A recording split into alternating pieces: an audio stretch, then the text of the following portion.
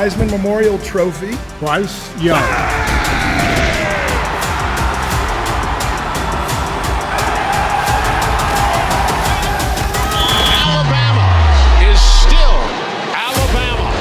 Roll Tide and welcome to the Crimson Tide production studio inside Bryant-Denny Stadium for another episode of Tide TV This Week. I'm Roger Hoover, joined by my co-host Kenzie Hughes. Kenzie, it's great to see you again. We've both been busy with some basketball travel over the last few weeks, but good to be back here on Tide TV. Good to be back. I feel right at home. We know you're a traveling man, but I'm just glad they let me tag along this time, right?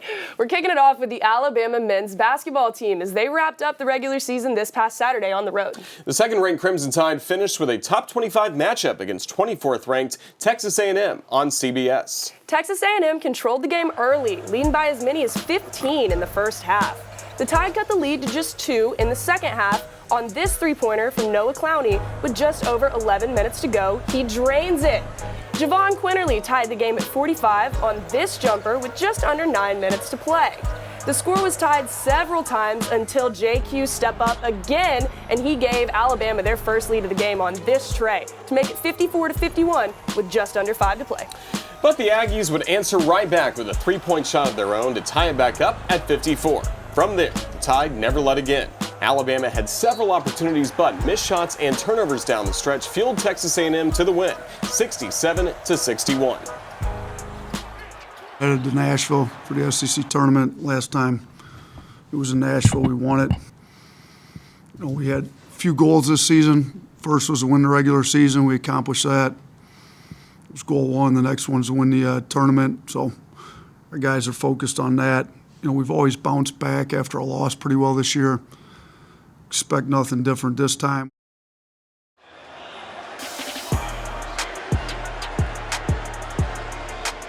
It's the second SEC regular season championship in the last 3 years, and this time, the Tide got to cut down the nets at home in front of the fans in Coleman Coliseum.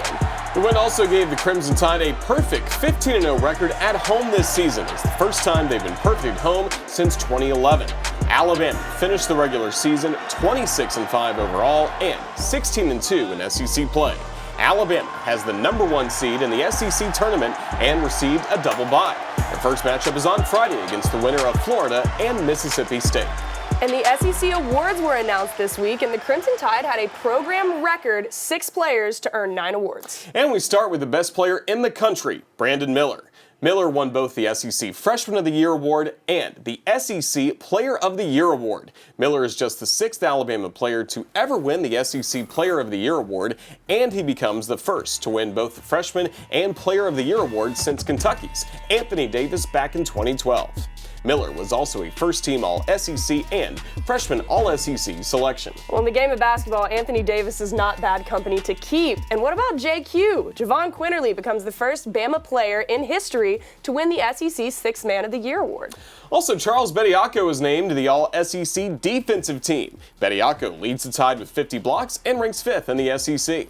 Mark Sears earned All-SEC second-team honors. Sears ranks second on the team behind Brandon Miller in scoring, averaging over 13 points a game.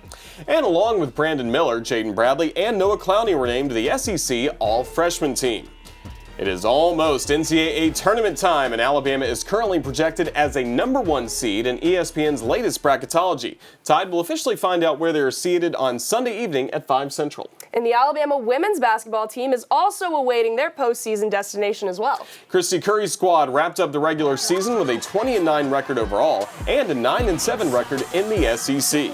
Alabama finished the regular season tied for 5th in the conference standings, the Tide's best regular season finish since 1999. After the Tides lost to Kentucky in the SEC tournament, Christy Curry's squad is waiting now, just like the men, to see where they'll continue their postseason play. Latest bracketology for the women's NCAA tournament has the Crimson Tide currently as a 10th seed. And I absolutely cannot wait, Roger. It's March Madness, and I love it, baby. It's almost here. That's right, and the postseason is almost here for the 8th-ranked Alabama Gymnastics team. But first, they got one last meet at home in Coleman. The head coach of the Gym Tide joins us next, right here on Tide TV This Week. Tide TV This Week is presented by the University of Alabama, where legends are made. Ford, for great offers on F-150, see your local Ford dealer. Proud sponsor of the Crimson Tide. How about some noise at the Rhodes House? Sliding in around the tag is Dowling. Ashley Prangy, an Alabama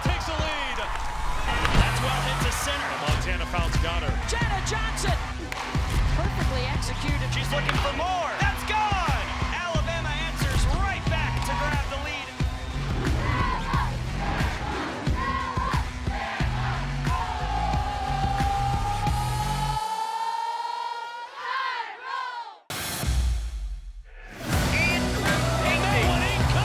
Swing and a miss, strike three, and that is your ball. Swing, miss, ball game. Hammeter puts it into play. Are you kidding me? Struck him out looking with a fastball. Spectacular. In the dirt. Here comes Jim Jarvis. Alabama wins.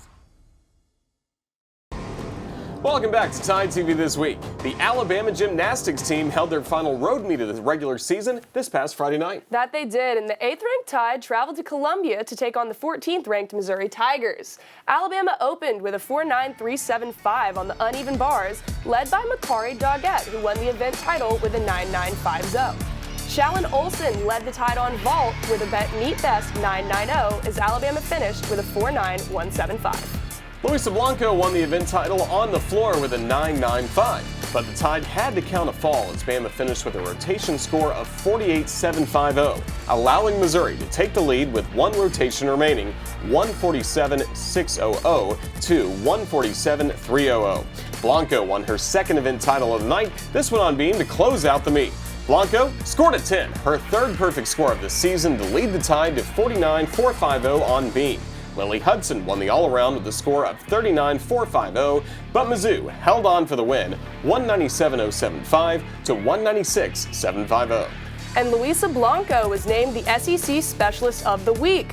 Blanco won both events as she competed in, including scoring a perfect 10 on the beam for the second week in a row. Blanco has 4 career 10s on beam, including 3 this season. This Friday night, the 8th-ranked Alabama hosts number 31 Boise State for their last meet of the regular season.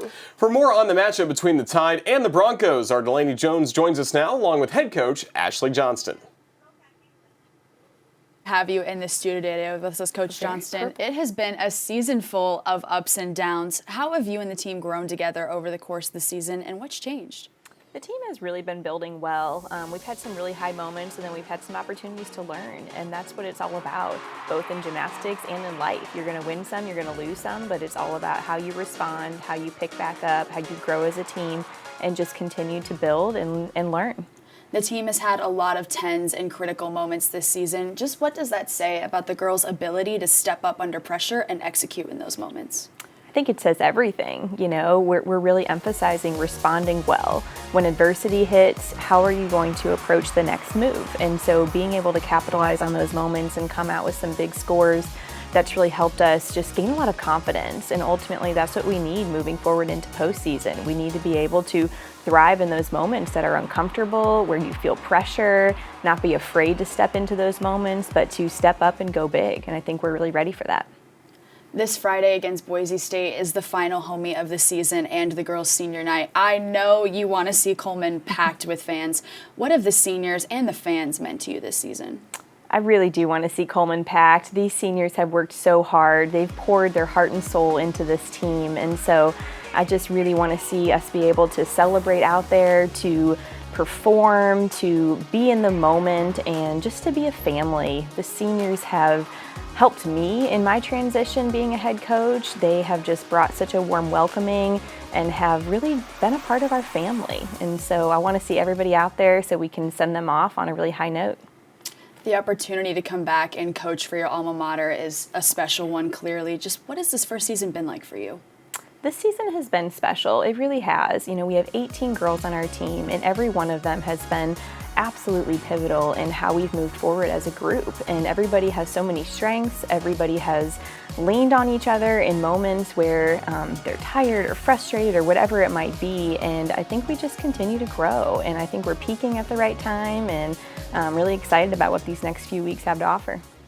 The team is currently ranked 8th with a season-high score of 198. With this Friday being the last homie of the season, what's your focus as you head into postseason competition?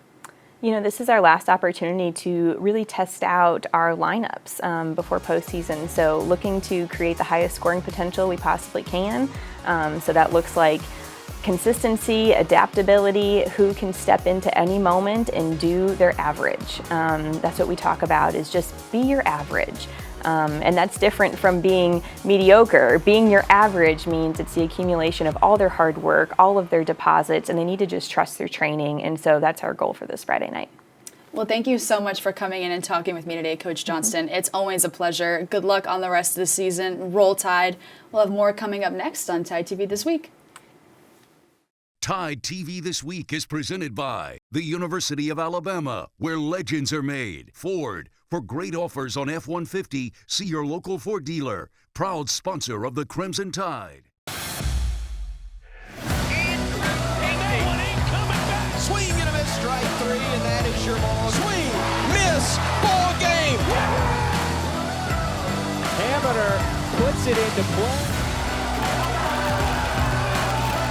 Are you kidding me? Struck him out looking with a fastball. Spectacular. In the dirt.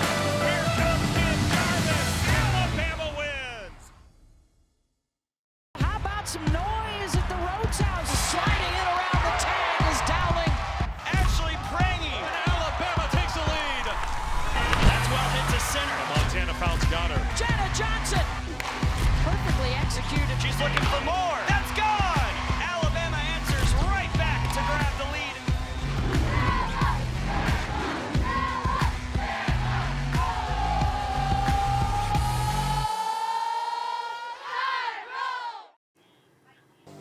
Welcome back. He is Roger Hoover, I am Kinsey Hughes, and this is Tide TV This Week. The Alabama baseball team has been off to a hot start, moving all the way up to number 18 in this week's rankings. The pitching has been great, but the bats have been red hot, and that trend continued this past week at the Joe. That it did. Hosting the University of Illinois Chicago for a 3-game series starting on Friday, the Tide kept the offense going, hitting 3 home runs, including this grand slam from Tommy Seidel. Colby Shelton hit 2 homers on the night in the Tide's 11-1 win in 7 innings. Grayson Hitt improved to 2-0, allowing just 1 run as he struck out 5 in 5 innings. In Game 2 on Saturday, the Tide pitchers threw a shutout. Ben Hess, 5 2/3 scoreless innings for the win, and then Alton Davis closed out the 7-inning contest, picking up the save for the Crimson Tide. Good work on the mound, and then Andrew Pinckney, good work at the plate. He collected a home run, and Colby Shelton again had 2 bombs in the contest as he was on a home run tear for the Crimson Tide, including hitting a grand slam. Second day in a row, the Crimson Tide would pick up a grand slam, and really 3rd in a row if you go back to even last week against Jacksonville State, but the grand slam from Shelton helped the Tide blank the Flames 10-0 on Saturday. Yeah, it sounds like they're grand slamming it, right? The offense carried the Tide to a sweep in Game 3 on Sunday, and again, it was the long ball, and once again, guess who, Roger? Colby Shelton. I was gonna guess him. And for the 3rd day in a row, it was, guess what? Another grand slam for the Tide. Shelton's blast to right field was his 5th on the weekend. Drew Williamson and Matt Gaschetti added homers as well as the Tide closed out the series with the 9-7 win. Coach Bohannon's squad was back in action on Tuesday night. Alabama took on Samford in Birmingham. Tide hit 5 home runs, including 2 from Colby Shelton. He's on a roll, man. Again, Alabama jumped out to an 11-0 lead. Luke Holman picked up the win as he struck out 12, didn't allow a single hit in 5 strong innings of work. Tide stayed perfect with a win over Samford. Then on Wednesday night, the Crimson Tide were back at home with the Joe hosting the Hornets of Alabama State. Alabama scored 21 runs on 15 hits. Tide received 4 home runs again. Tommy Seidel, Matt Gaschetti, Will Hodo, and Jim Jarvis, all hitting long balls for the Crimson Tide. Seidel finished the game 4 for 4 with 4 runs and 4 runs driven in. Jackson Reynolds picked up the win on the mound as the Tide defeated the Hornets in 7 innings, 21-7. And Colby Shelton was named the SEC Freshman of the Week. Shelton hit 5 home runs, including 2 grand slams, as he drove in 12 runs and led the Tide in nearly every offensive category during the Crimson Tide's 4-game stretch last week. Yeah, a lot of disco helmets last week, right? With that win over Alabama State, the Tide is now 14-0 and ranked 18th in the country. And the Alabama softball team had a big weekend at home as well. The Tide hosted Longwood, Southeastern Louisiana, and Mercer for the T-Mobile Crimson Classic. Due to weather, Alabama played just 1 on Friday against Robert Morris Morris and Jordan Stevens delivered a big 2-run single in the first. Lauren Esmond shut out the Colonials out as she pitched 7 strong innings, allowing no runs on just 4 hits while striking out 9 as Alabama won 4-0. On Saturday, Alabama played 2, starting with Robert Morris. The Tide had dominant pitching once again. This time it was Jayla Torrance. Torrance threw a no-hitter as she picked up the complete game shutout. Freshman Kinley Cahalan homered in the 4th, and also Bailey Dowling added another in the 4th to give Alabama the 10-0 run roll victory in 5. The Tide wrapped up Saturday's doubleheader against Longwood, and it was Montana Fouts' turn in the circle, and as you would expect, she was dominant. Fouts threw a complete game shutout, 7 innings, allowing only 3 hits while striking out 12 as the Crimson Tide rolled to a 5-0 win. Alabama wrapped up the T-Mobile Crimson Classic with another doubleheader on Sunday, and pitching was once again the story. Montana Fouts showed why she's one of the best in the country as she threw a perfect game, the 3rd of her career and the 8th all-time for the Crimson Tide. Fouts struck out 14 batters in the game as Alabama run-rolled Longwood in 6, 8-0. Alabama closed out the weekend with another shutout victory. The Tide defeated Mercer 8-0 with another terrific pitching performance. This one from Alex Salter. Getting the whole team involved, Salter allowed just 2 hits in 5 shutout innings as Alabama remained a perfect 5-0 on the weekend. What a weekend it was for the Tide, and Coach Murphy's squad outscored their opponents 35-0 in the 5 wins. Talk about some defense. Yeah. You know, we haven't allowed a run since Southern Miss, so kudos to Lance and all 4 pitchers and both catchers, because it's a 50-50 proposition. You know, the battery is 50-50, and to throw it against anybody in college softball nowadays is a hell of a feat. So kudos to all the pitchers. Obviously, Montana's perfect game. She just keeps doing it. I mean, she's amazing to watch, and you know, I told the reporters a second ago, it's called fast pitch for a reason. And when you have a circle drawn around your position, you're pretty darn important. And it starts in the circle, so kudos to all of them.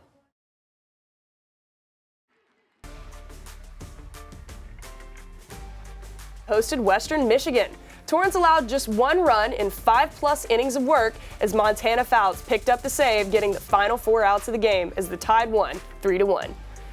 And Montana Fouts was named the SEC Pitcher of the Week. Fouts threw 3 shutouts this past week, including the 3rd perfect game of her career. Fouts was also named the Wilson NFCA D1 Pitcher of the Week. And Patrick Murphy's squad defeated UAB 3-1 on Wednesday night in Birmingham. What a week it's been for both baseball and softball. Baseball will be back at home this weekend as the 18th-ranked Tide hosts Columbia for a 3-game series. The 9th-ranked Alabama softball team will be in Texas this week to take part in the Bevo Classic. The Tide will take on Texas, Texas State, and Wisconsin. And also, the Alabama rowing team had their first home regatta of the spring season this past Saturday. We'll have the details coming up next. How about some noise? Sliding in around the tag is Dowling. Ashley Prangy, and Alabama takes the lead. That's well hit to center. Montana Fouts got her. Jenna Johnson. Perfectly executed. She's looking for more. That's gone. Alabama answers right back to grab the lead.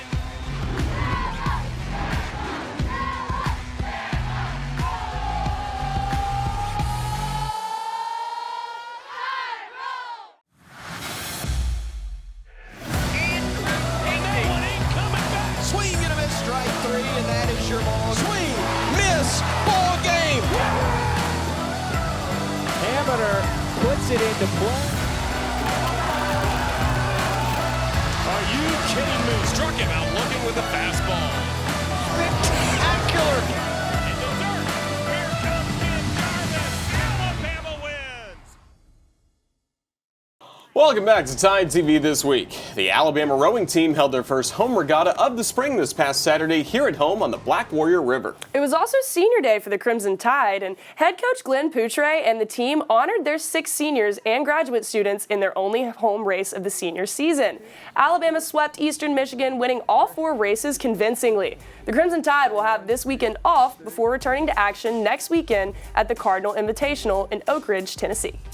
The 17th ranked Alabama men's golf team is also in action at the Cabo Collegiate Invitational this past week in Cabo San Lucas. Nick Dunlap tied for 15th overall with a tournament total of 2 over par to lead the Crimson Tide. Alabama finished at the event 13th overall. I'm jealous of the placement and the location. The men will be back in action next weekend at the Linger Longer Invitational in Greensboro, Georgia. Don't go anywhere. We'll have our plays and players of the week coming up next in just 90 seconds. Right here. We're doing it here.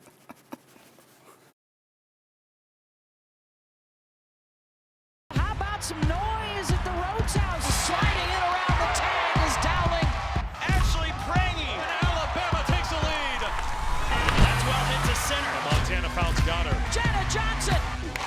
Perfectly executed. She's looking for more. That's gone. Alabama answers right back to grab the lead.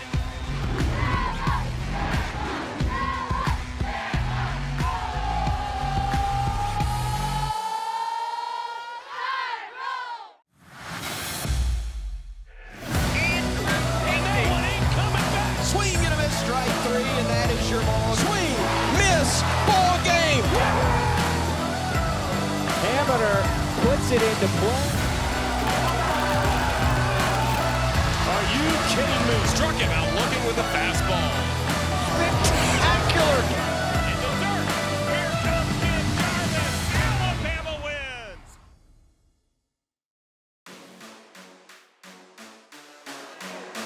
Back goes Henkel at the wall. It's a granny. I love seeing this as at the wall. Out of here is Shelton again. And for the second night in a row, the Tide go granny. As that one is going to be another granny. Well, you can give this guy player of the week. I'm ready to give it to him right now. 5 home runs, 2 grand slams just in this series. Dowling hammers it. See you later.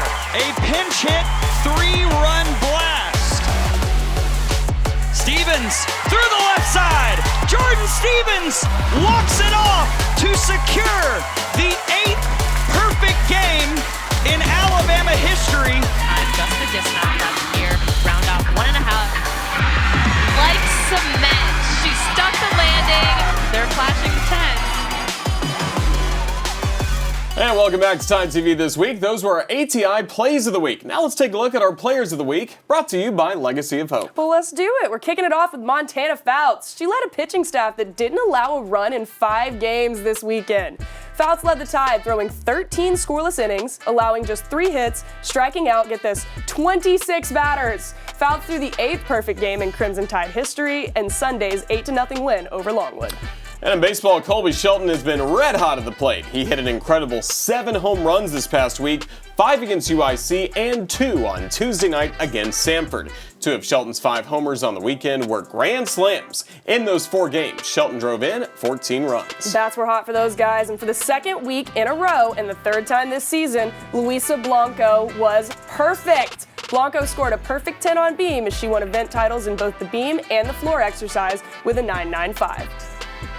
Huge congratulations to all of our Legacy of Hope Players of the Week. Certainly good to see that, and congratulations as well to women's tennis head coach Jenny Mines. Coach Mines announced this past week that after 26 years as the head coach of the Alabama women's tennis team, she will retire at the end of the season. Coach Mines is a member of the Blue-Gray Hall of Fame and ITA National Coach of the Year, plus a 3-time SEC Coach of the Year. Mines has led the Crimson Tide to 15 NCAA tournament appearances in her 26 years in Tuscaloosa. Congratulations to Coach Mines. She'll certainly be missed, and we'll have her here on Tide TV this week sometime in the coming weeks. Definitely look forward to that. We hope you enjoyed this week's episode, and we look forward to seeing you right back here next week. Time to talk about the NCAA tournament. Oh, my favorite time of year, baby. We'll see y'all next week. Roll Tide. Roll Tide.